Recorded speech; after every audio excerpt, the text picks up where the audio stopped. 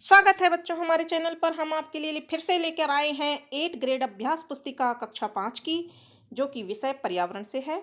विषय पर्यावरण के दो पाठ यानी कि पहला पाठ और दूसरा पाठ हमने अपने चैनल पर पहले से ही डाल रखा है। यदि आपने नहीं देखे हैं तो इस अभ्यास पुस्तिका के दोनों चैप्टर को आप ध्यान से देखिए और समझिए और अपनी कार्य पुस्तिका में अभ्यास पुस्तिका में कार्य कीजिए। तो शुरू करते हैं। पहला प्रश्न, इस पाठ का नाम है, पाठ 5वां है। और पाठ का नाम है बीज बीज बीज। बीज का मतलब आप सब जानते हैं, जो खेती करने के लिए या पेड़ उगाने के लिए जिस चीज़ की आवश्यकता होती है वह आवश्यक चीज बीज होती है। तो पहला प्रश्न है, आपके घर में कौन कौन से अनाज अंकुरित करके खाए जाते हैं? इसका आंसर हम लिख देंगे। आप सबने खाए होंगे बरसात के दिनों में या गर्मियों के दिनों में मूंग, मोठ, चना, बाजरा, इनको भिगो करके खाए जाते हैं। जब ये छोटे छोटे अंकुरित हो जाते हैं तो इनको खाया जाता है। प्रश्न नंबर 2 है, पौधों को बढ़ने के लिए किन किन चीज़ों की आवश्यकता होती है? तो पौधों को बढ़ने के लिए हवा, पानी, सूर्य का प्रकाश और मिट्टी की आवश्यकता होती है। प्रश्न नंबर 3 है, बीजों को नीचे दी गई शर्तों के तहत दो अलग अलग बॉक्स में रखा जाता है। यानी कि बॉक्स ए में हम देखते हैं, बॉक्स ए में भिगोए हुए बीज हैं और बॉक्स बी में बिना भिगोए हुए बीज हैं। अब प्रश्न है, किसमें बीज सबसे तेजी से उगेंगे? तो बॉक्स ए में जहां पर भिगोए बीज रखे हैं वो सबसे तेजी से उगेंगे। और दूसरा प्रश्न है, किस बक्से में बीज बिल्कुल नहीं उगेंगे? तो बॉक्स बी में नहीं उगेंगे, क्योंकि उसमें बिना भिगोए बीज है। बिना भिगोए बीज यानी कि जब तक पानी नहीं मिलेगा अंकुरित नहीं होंगे। प्रश्न नंबर 4 है, क्या बीज घुमक्कड़ होते हैं? उनके एक स्थान से दूसरे स्थान तक जाने के माध्यमों को लिखिए। तो इसका उत्तर है हाँ, बीज घुमक्कड़ होते हैं।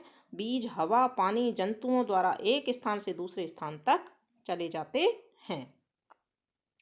प्रश्न नंबर 5 है, रीना अपनी मौसी के घर घूमने गई थी।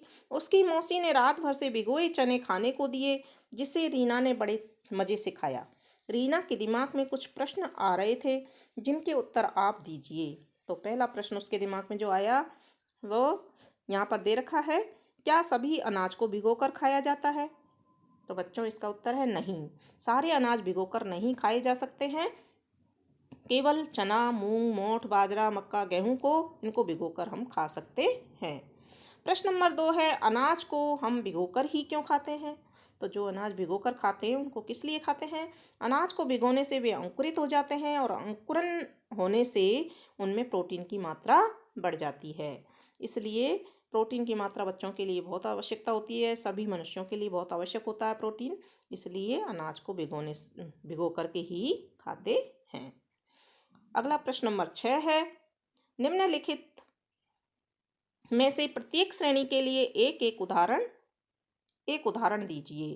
एक एक देना है, हमने यहाँ कई सारे उदाहरण लिखे हैं, आप इनमें से एक एक लिख सकते हैं। मसाले के रूप में उपयोग किए जाने वाले बीज, धनिया, जीरा, मेथी, राई में से कोई सा भी एक आप लिख सकते हैं।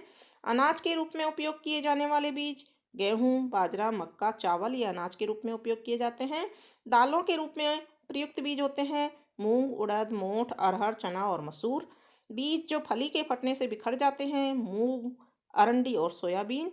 और बीज तेल के रूप में उपयोग में किए जाते हैं, तिल, मूंगफली, सरसों, अरंडी और नारियल, ये तेल के लिए उपयोग में लिए जाते हैं।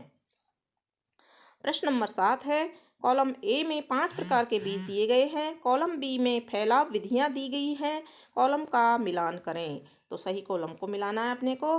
बीज भारी होते हैं तो पशु फल खाते हैं और बीज फेंक देते हैं, जो भारी होते हैं उनको फेंक देते हैं।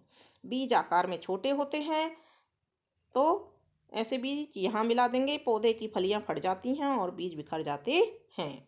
बीज लंबी यात्रा कर रहे होते हैं, कैसे? कुछ बीज पानी के द्वारा बह जाते हैं तो लंबी यात्रा पर चले जाते हैं। बीज पर हुक लगे होते हैं, हुक का मतलब चिपकने वाली चीज जो होती है, तो ये फल बीज पशु से चिपक जाते हैं। बीज हल्के होते हैं, वो बीज हवा में उड़ते हैं। तो इस तरह से इनका मिलान कर दिया है। प्रश्न नंबर 8 है, दिए गए चित्र को ध्यान से देखकर पूछे गए प्रश्नों के उत्तर दीजिए। यह चित्र किसका है? तो ए का उत्तर हो जाएगा, यह कीटभक्षी कर्ण घटपर्णी पादप है। किसका चित्र है ये? घटपर्णी पादप का। तो लिख देंगे यह कीटभक्षी घटपर्णी पादप है। दूसरा प्रश्न है, यह अपना भोजन कैसे करता है? तो यह अपना भोजन घड़े जैसी आकृति में कीटों को फंसाकर भक्षण करता है। प्रश्न नंबर 9 है, बीज कई माध्यमों से, हवा से, पानी से, जानवरों से और फटने से फैलते हैं। दिए गए चित्रों के बॉक्स में लिखे बीज यदि पानी से जाते हैं तो W लिखें और यदि जानवरों के द्वारा जाते हैं तो A लिखें। हवा से जाते हैं तो R लिखें और फटने से जाते हैं तो E लिखें। यहाँ कुछ चित्र दिए हुए हैं, तो इसके बीज कैसे फैलते हैं दूसरे स्थान तक, तो ये हमको यहाँ पर लिखना है। तो देखते हैं यहाँ कौन कौन से हैं बीज। यहाँ मटर का दे रखा है और यहाँ पर ये बीज शायद चने का बीज है, चने का। यहाँ पपीते का है और यहाँ ये मटर है, यहाँ मटर होगी। तो इस तरह से ये बीज हैं। तो ये किस किस विधि से एक स्थान से दूसरे स्थान तक जा सकते हैं? तो ये कि जानवरों के द्वारा जाते हैं। ज़्यादातर बीज जो चने हैं जानवरों के द्वारा जाते हैं, तो क्या लिखना है हमको? ए लिखना है। तो ए यहाँ लिख देंगे, ए यहाँ लिख देंगे।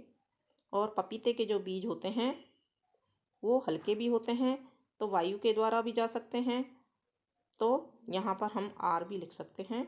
और मटर के बीज ये भी जानवरों के द्वारा जाते हैं, तो यहाँ भी ए लिख देंगे। फिर है प्रश्न नंबर 10, तालिका पूरी करो। बीजों के नाम दिए हुए हैं, बीजों का रंग लिखना है अपने को।